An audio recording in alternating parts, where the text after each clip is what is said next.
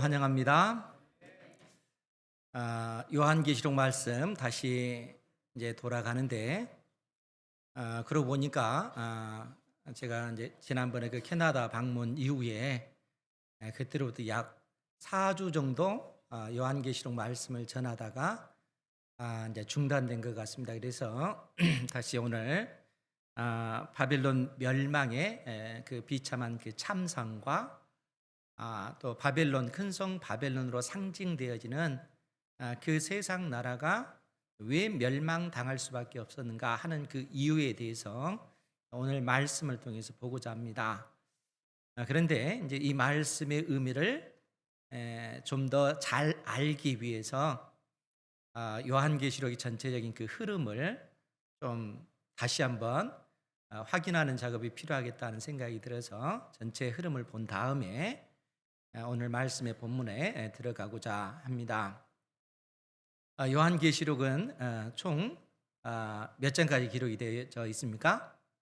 22장까지 22장까지 기록이 되어져 있는데 요한계시록이 왜 우리에게 주어졌는가라고 했을 때 우리가 잘 아는 사도 요한이 핍박을 당하고 사도 요한이 또 그로 인해서 반모섬에 유배되어지게 됩니다.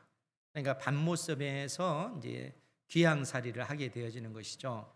그런데 그런 상황 속에서 하나님 앞에 기도하면서 이처럼 로마라고 하는 큰 나라가 주께서 피 흘려 세우신 몸된 교회를 핍박하고 있는 이 현실 속에서 하나님의 백성들에게 어떤 소망이 있겠습니까?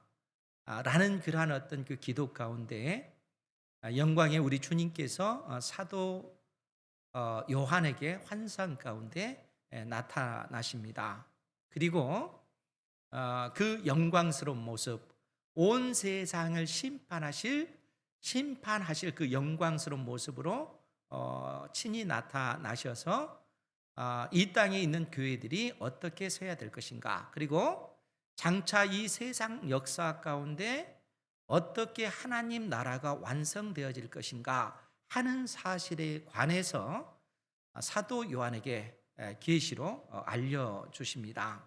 먼저 우리 주님께서는 사도 요한에게 이 땅에 있는 교회들, 그러니까 특별히 소아시아 지역에 있는 7교회를 향하여 말씀을 주시는데 그것이 계시록 2장 3장에 기록이 되어져 있습니다.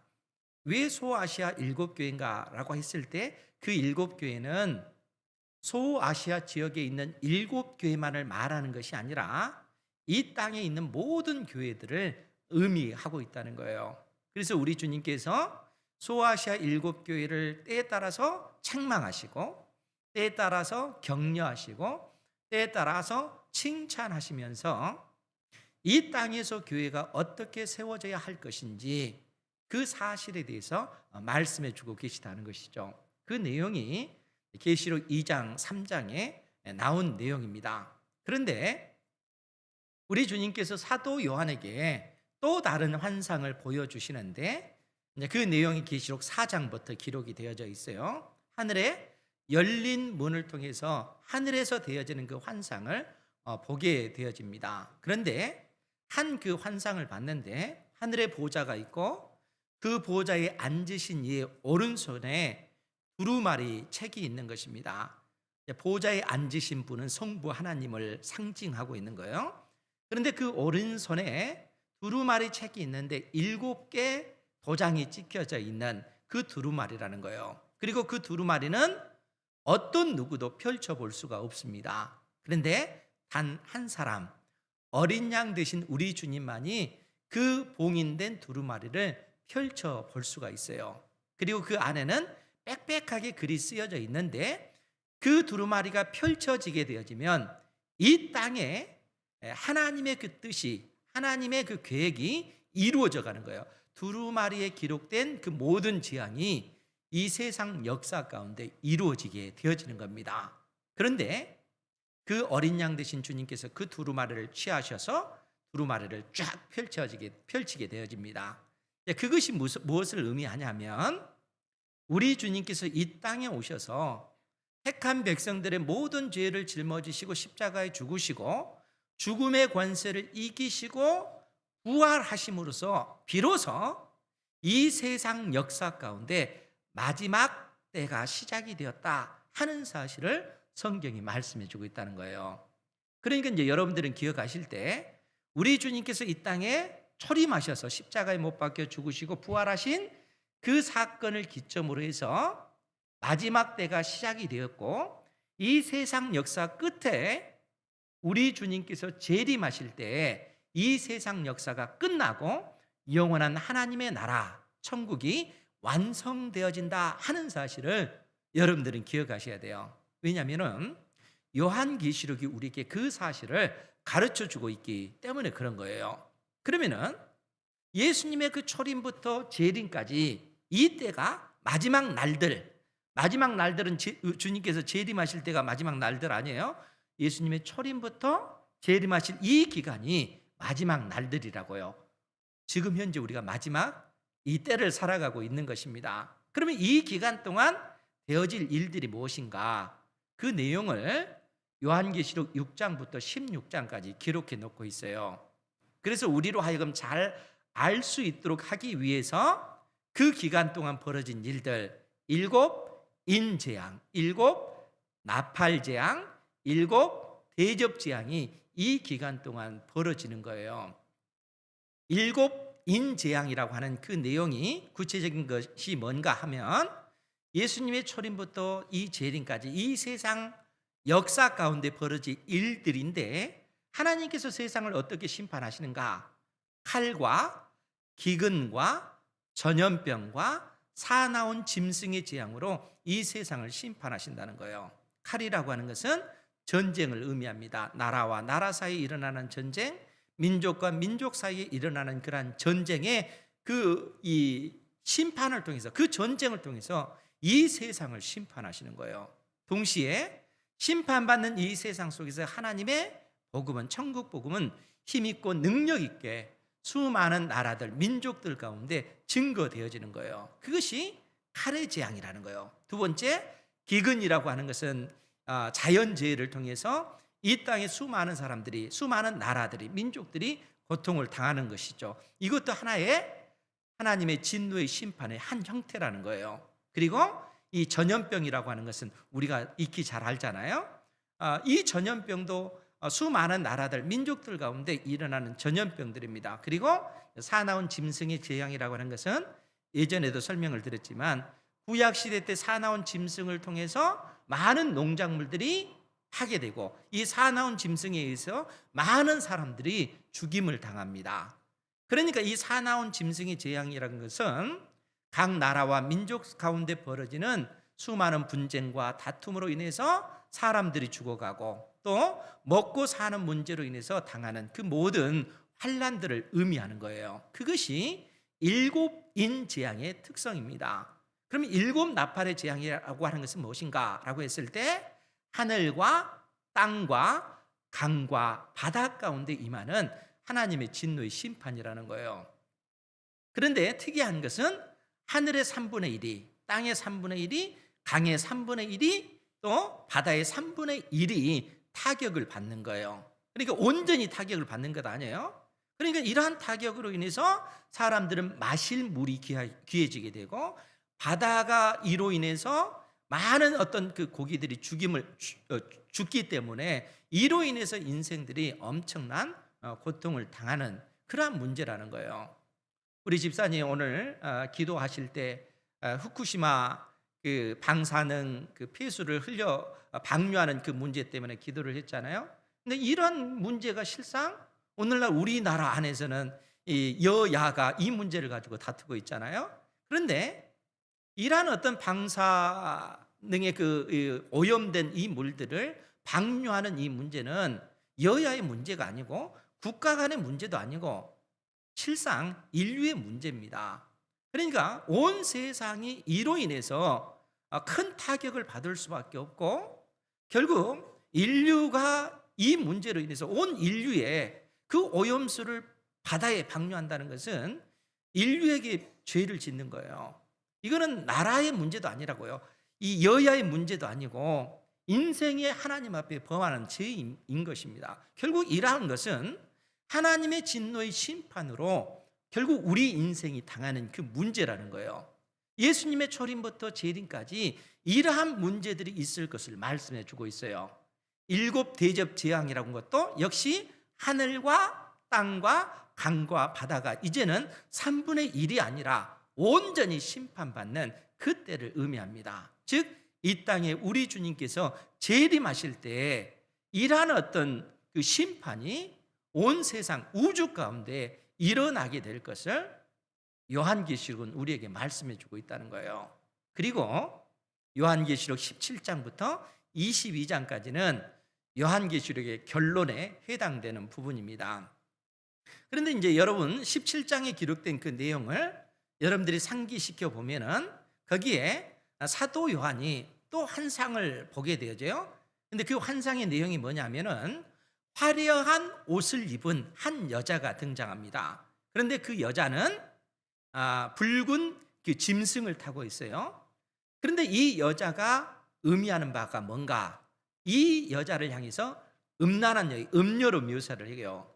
그러니까 그 음란한 여자가 상징하는 것이 큰 성 바벨론이라는 것이에요. 그리고 이 여자가 타고 있는 그 짐승은 뭔가라고 했을 때는 이 바벨론의 영향하에 있는 이 세상의 모든 나라들, 민족들, 인생들, 백성들을 의미한다는 거예요.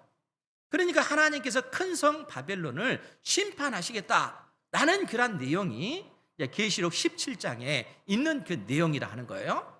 그러면은 계시록 18장 오늘 이 말씀을 통해서 하나님께서 큰 성 바벨론을 멸망시키는데 그 멸망의 그 모습이 참으로 비참한 모습으로 그려져 있고, 그러면 왜 큰 성 바벨론이 하나님의 진노의 심판을 받는가? 그 이유에 대해서 말씀하고 있다는 거예요. 그러면은 그 내용을 우리가 좀 보다 구체적으로 보기 위해서 21절 말씀을 보면, 이에 한 힘센 천사가 큰 맷돌 같은 돌을 들어 바다에 던져 이르되 큰 성 바벨론이 이같이 비참하게 던져져 결코 다시 보이지 아니하리로다. 큰 성 바벨론을 바다에 던져질 큰 맷돌 같은 돌로 비유를 하고 있습니다. 여러분 그 맷돌 자체만 보더라도 굉장히 무겁잖아요. 그러니까 큰 맷돌 같은 그 돌이 깊은 바다에 던져지면은 그 돌이 다시 떠오를 수 있겠어요?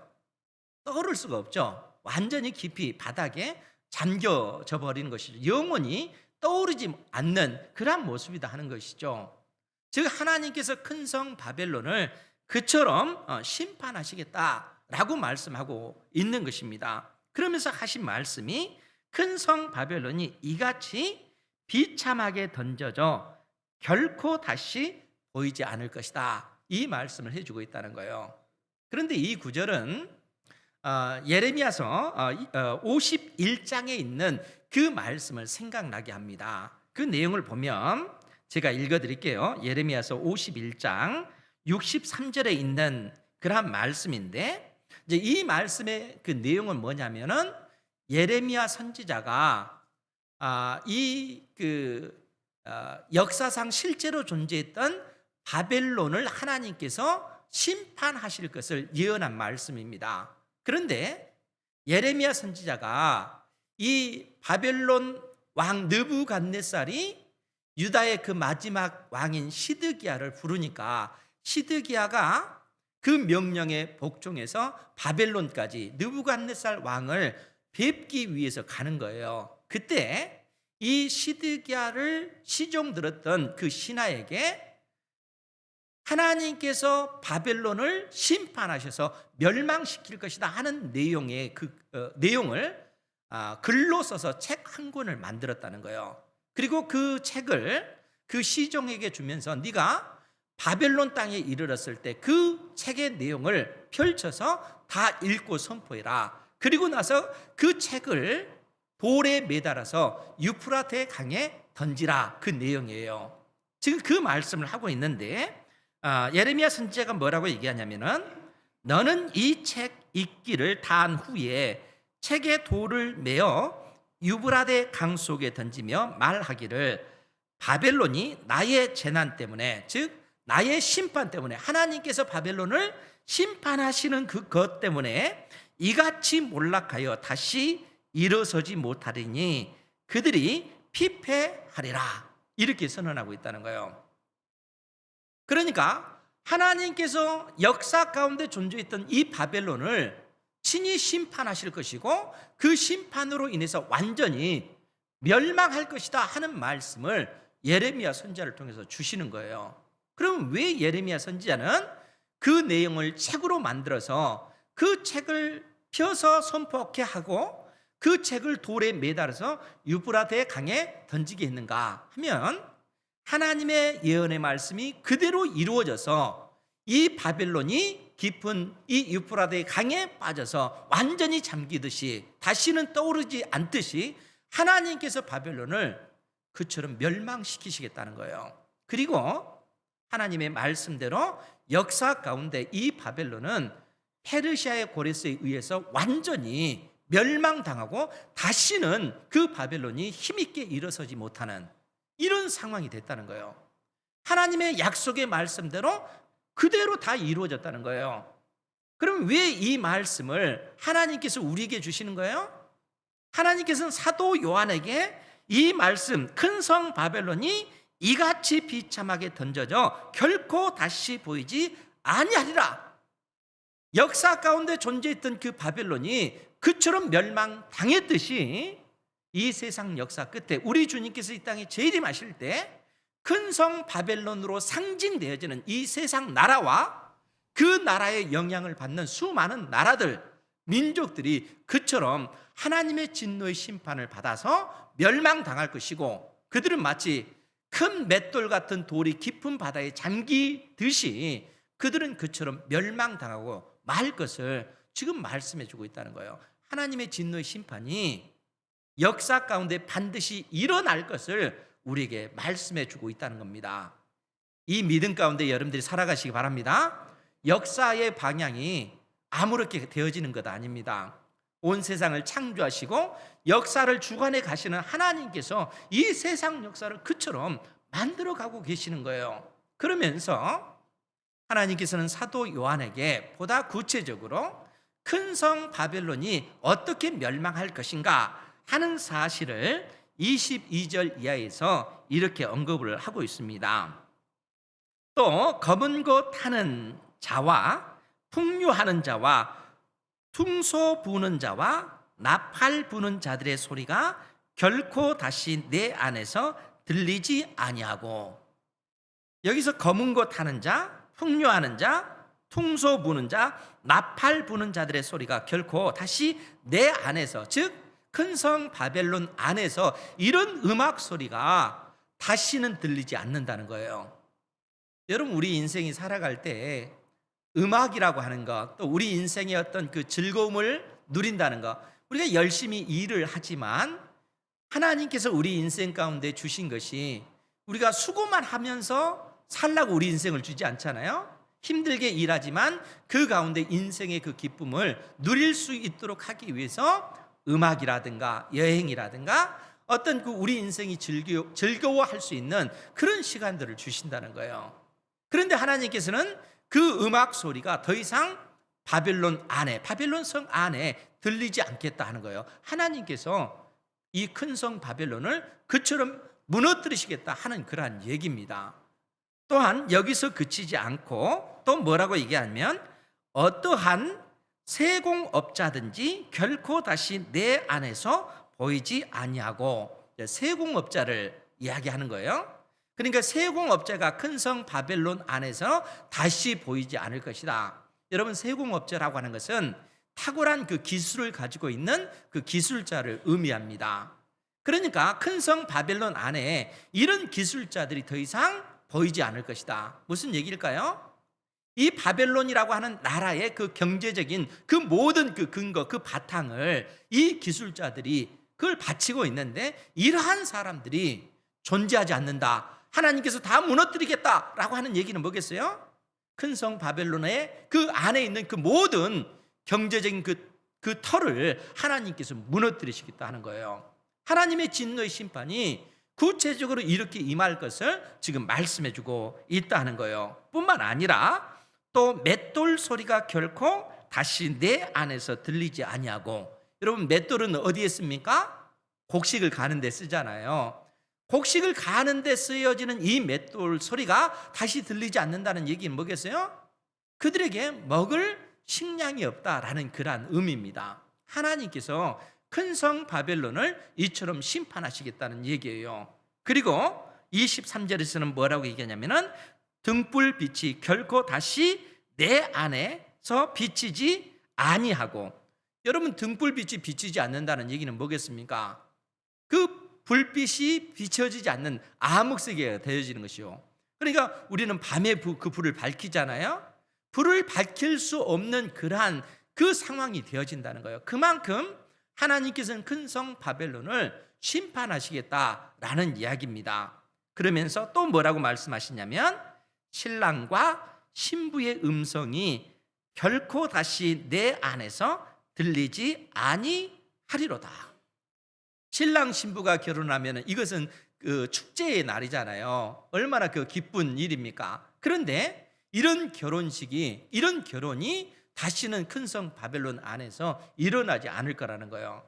그것은 하나님께서 그만큼 이 세상, 큰 성 바벨론으로 상징되어지는 이 세상과 그 영향을 받는 세상 나라와 수많은 민족들, 인생들을 그처럼 심판하시겠다는 거예요. 그런데 오늘 22절과 23절에 그 내용을 우리가 좀 더 면밀하게 보면 결코 다시 아니하리라, 이 표현을 무려 5번에 걸쳐서 언급하고 있다 하는 사실을 알 수가 있습니다. 그러니까 21절 거기에 보면 큰 성 바벨론이 이같이 비참하게 던져져 결코 다시 보이지 아니하리로다, 결코 다시 보이지 아니하리로다, 이 표현이 5번에 걸쳐서 반복해서 쓰고 있다는 거예요. 그 얘기는 뭐겠어요? 하나님의 진노의 심판이 반드시 확실하게 있을 것을 지금 말씀해 주고 있다는 거예요. 이 땅에 우리 주님께서 재림하셔서 온 세상을 이처럼 심판하실 그때가 있음을 우리 주님께서 우리에게 말씀해 주고 있다는 거예요. 여러분, 우리가 고린도전서 15장 24절 말씀에 보면 우리 주님께서 이 땅에 재림하실 때 그때 되어질 일들에 관해서 말씀하시면서 그때는 마지막이니 이렇게 언급하고 나서 그의 모든 통치와 모든 권세와 그 능력이 멸할 것이요, 이렇게 언급을 하고 있습니다.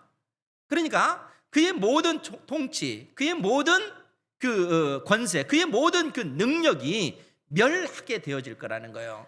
이 말은 무슨 얘기냐면은 이 세상 나라의 모든 통치, 이 세상 나라의 모든 그 권세, 이 세상 나라의 모든 그 능력이 우리 주 예수 그리스도로 말미암아 그들이 심판을 받게 될 것이고 그들이 멸하게 되어질 것이며, 그때 영원한 하나님의 나라를 우리 주님께서 완성시키시어 그 나라를 우리 아버지 하나님께 바칠 때라, 이렇게 언급을 하고 있습니다. 즉 그 말은 이 세상 나라를 멸하시고 이 세상 역사 끝에 세상 나라는 완전히 멸망당할 것이고 그 이후에는 영원한 하나님의 나라가 완성되어 그 나라를 우리 주님께서 아버지 하나님께 바치게 될 것을 말씀해 주고 있다는 거예요. 지금 성경이 우리에게 그 진리를 가르쳐 주고 있다는 거예요. 주님께서 이 땅에 재림하실 때 이 세상 나라, 큰 성 바벨론으로 상징되어지는 그 나라를 이처럼 멸망시키실 것을 말씀해 주고 있다는 겁니다. 그러면 여러분, 왜 하나님께서는 이 세상 나라를 멸하시는 것일까요? 오늘 말씀을 보면 우리 주님께서 뭐라고 말씀하시냐면 우리 그 23절 중반절에 보면 너의 상인들은 땅의 왕족들이라, 이렇게 언급을 하고 있어요. 여기서 너의 상인들, 즉 그 말은 큰 성 바벨론 안에서 그 사는 그들 가운데 있는 그 상인들은 땅의 왕족들이라, 이렇게 얘기합니다. 즉 여기에는 이제 하나의 그 생략된 그 단어가 있는데, 왜냐하면 너의 상인들은 땅의 왕족들이다, 이 표현이에요. 즉 그 말은 왜 큰 성 바벨론이 멸망당하느냐, 그 이유는 너의 상인들은 땅의 왕족들이기 때문에 그렇다는 거예요. 그것 때문에 하나님께서 큰 성 바벨론을 멸망시키신다라는 그런 얘기입니다. 그러면 여러분, 이 말씀이 무슨 의미일까요? 너의 상인들은 땅의 왕족들이기 때문에 하나님께서 큰 성 바벨론을 심판하신다는 거예요. 그런데 우리가 이 의미를 알기 위해서는 이사야서 23장 8절 말씀에 보면 두로를 하나님께서 심판하실 때, 이제 두로라고 하는 것은 물질적으로 굉장히 번성했던 나라가 두로입니다. 특히 무역업을 통해서 두로는 굉장한 부를 축적했어요. 그것 때문에 그들이 굉장히 오만하고 교만해졌던 그 나라가 두로입니다. 그런데 하나님께서 이사야 선지자를 통해서 두로에 대해서 심판의 말씀을 하시면서 제가 읽어드릴게요. 이사야서 23장 8절 이하에 보면 두로는 면류관을 씌우던 자요. 즉 그 말은 두로는 면류관을 쓴 자라는 게 얘기예요. 왕관을 쓴 자다, 이렇게 얘기하면서 뭐라고 얘기하냐면 그 상인들은 고관들이요, 즉 그 상인들은 왕족들이다, 그 얘기예요. 그럼 왜 그 상인들은 고관들이요, 그 무역상들은 세상의 존귀한 자들이다, 이렇게 언급을 하는가 하면 그들이 누렸던 부와 그들이 누렸던 그 명예로 말미암아 그들은 왕과 같은 그런 생활을 했기 때문에 그렇다는 거예요. 그러니까 여러분, 오늘날도 우리가 살아갈 때 이 땅에서 잘 살기 위해서는 가장 필요한 게 돈이잖아요. 돈이 많으면 이 세상 속에서도 왕과 같은, 왕족과 같은 고귀한 존재, 존귀한 존재로 인정받으면서 그렇게 살아갑니다. 많은 사람들이 그처럼 높여져요. 그러니까 이 세상에서 가장 중요한 것이 뭔가? 사람들이 가장 가치에 두는 것이 그래서 돈이잖아요. 그렇지 않습니까? 그런데 이 두로가 멸망당한 그 이유가 뭐냐면은 하나님께서 그것으로 말미암아 그들이 교만하였다는 거예요. 그들은 어떤 생각을 하는 거예요? 내가 내 힘과 내 능력으로 이런 부를 이뤘다, 이렇게 생각을 하잖아요. 그런데 하나님은 뭐라고 얘기하시냐면 하나님께서는 온 세상을 지으셨을 뿐만 아니라 모든 인생에게 부를 주시고 명예를 주시고 권세를 주시는 분은 하나님이시라는 거예요. 사람이 자기 힘으로 자기 능력으로 그런 것을 이룰 수 있는 존재가 아니라는 겁니다. 그 모든 것이 하나님의 은혜로 주어진 거라는 거예요. 그런데 이 세상 사람들은 그러한 그 영광을 하나님께 돌리지 아니하고 그 영광을 자기들이 다 취하는 거예요.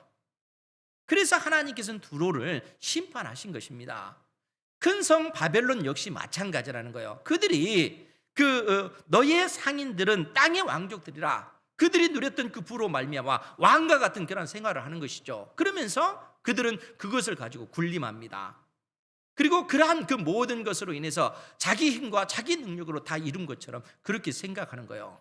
하나님께서 그들의 그 오만함을, 그들의 그 교만함을 치시겠다라고 얘기하는 거예요. 하나님께서 심판하시는 것이죠. 여러분, 인생들이 빠지기 쉬운 그 함정, 이 세상 가운데 살아가는 사람들이 빠지는 함정이 그 얘기라는 거예요. 내 힘과 내 능력으로 산다.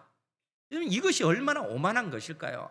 인생을 하나님께서 지으셨기 때문에 우리 인생의 주인이신 하나님께서는 그런 인생을 심판하신다는 거예요. 하나님을 경외하지 않는 그 삶은 궁극적으로 심판을 당할 수밖에 없습니다. 그래서 하나님께서 큰 성 바벨론을 심판하시겠다라고 말씀하십니다.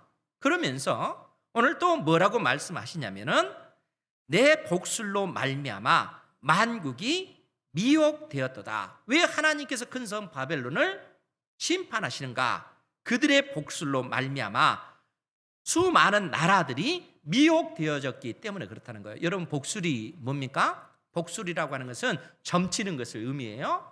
그러니까 이 복술이라고 하는 것은 점치는 것을 통해서 자기들의 그 앞날을 내다보는 이러한 일들이 복술이라는 거예요. 그런데 여기서 언급되어졌을 때는 우상 숭배와 연관해서 지금 이 표현을 쓰고 있는 거예요.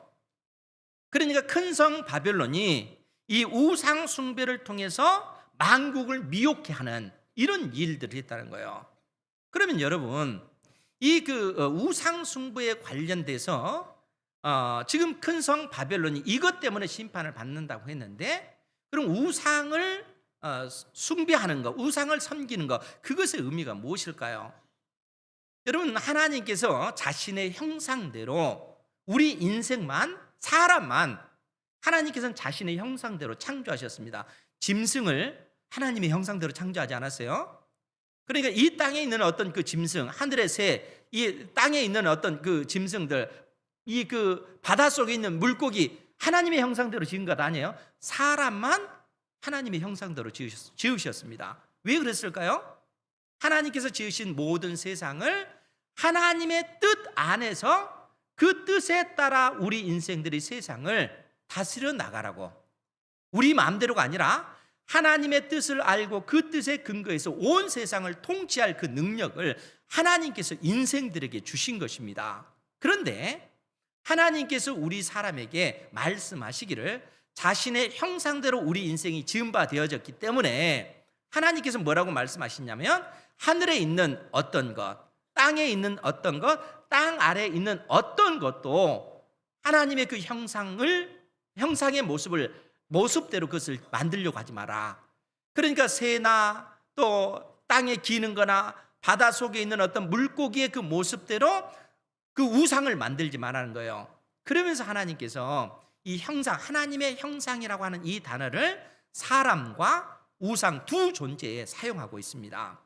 그럼 왜 우상의 형상을 만들지 마라, 새의 그 모양대로 우상을 만들지 마라? 하나님은 영이시기 때문에, 하나님의 형상대로 지음받은 존재는 사람뿐이기 때문에 하나님의 형상을 어떤 새의 모습, 짐승의 모습, 바다의 어떤 물고기의 모습대로 짓지 말라는 거예요. 그런데 인생이 하나님을 떠나게 되니까 어떻게 돼요?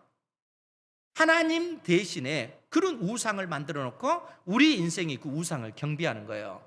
하나님과 이 세상 사이의 중보자로서 우리 인생이 하나님의 뜻에 따라 온 세상을 통치해야 되는데, 사람이 아니라 이 자리에 우상을 두고 우상의 지배함을 받는 거예요. 우리 인생이. 그것이 하나님을 떠난 인생의 그 비참한 그 모습이라는 겁니다. 그래서 바울 사도가 로마서 1장에서 뭐라고 말씀을 하시냐면, 로마서 1장 22절 이하에 보면, 스스로 지혜 있다 하나 어리석게 되어 썩어지지 아니하는 하나님의 영광을 썩어질 사람과 새와 짐승과 기어다니는 동물 모양의 우상으로 바꾸었느니라. 우리 인생에 하나님의 그 영광, 썩어지지 아니할 하나님의 그 영광을 우상을 썩어지는 그 우상으로 만들어버린, 그것이 우리 인생이라는 거예요. 그러니까 우리 인간 속에 그러한 부패한 그 본성과 그러한 잘못된 그 열정이 있으니까 하나님께서 뭐라고 말씀하시냐면은, 하나님께서 그들의 마음의 정욕대로, 이 열망대로 더러움에 내버려 두시니까 사람이 스스로 서로가 서로를 더럽히는 이 관계로 되어지다는 거예요. 즉 무슨 얘기를 하냐면은, 바울 사도는 그 마음의 정욕대로 더러움에 내버려 두사 그들의 몸을 서로 욕되게 하셨으니, 그래서 남자와 남자가 사랑을 나누고 여자와 여자가 사랑을 나누는 동성의 문제가 이 땅에 만연하게 되었음을 말씀해 주고 있는 거예요. 여러분, 무슨 얘기입니까? 하나님께서 우리 인생을 자신의 형상대로 창조하시고 하나님의 말씀대로 온 세상을 통치해 가도록 하셨는데, 우리 인생이 하나님을 섬기지 아니하고 그 하나님 대신에 우상을 만들어 버리니까 이 열정이 잘못된 방향으로 나간다는 거예요. 여러분, 사람에게 있는 그 열정, 이 열정은 좋은 거예요. 좋은 것입니다. 왜냐하면 우리가 하나님의 말씀을 열심히 지키는데 이 열정을 사용해야 되기 때문에 그런 것입니다. 또한 하나님께서 내신 법칙에 따라서 한 남자와 한 여자가 만나서 가정을 이루는 것, 이건 질서입니다. 하나님께서 내신 질서.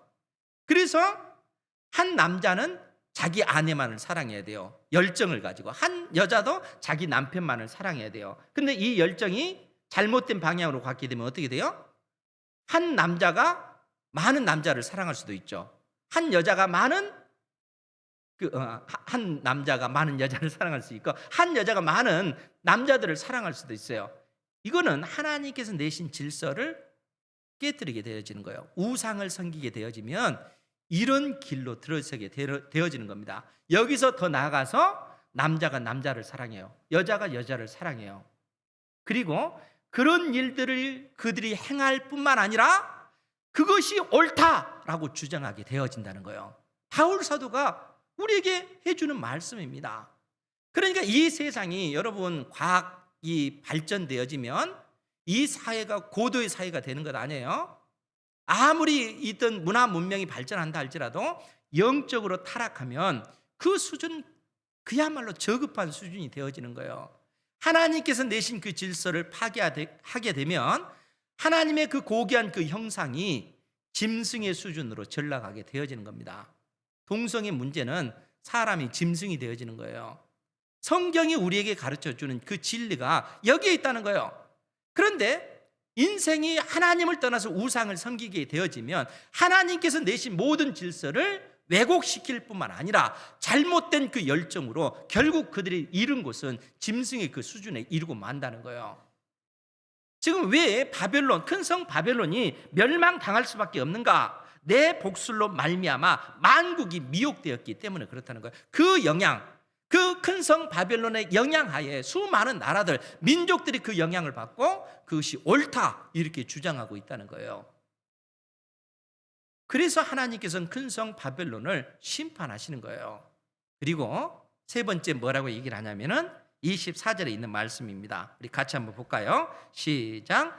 선지자들과 성도들과 및 땅 위에서 죽임을 당한 모든 자의 피가 그 성 중에서 발견되었느니라 하더라.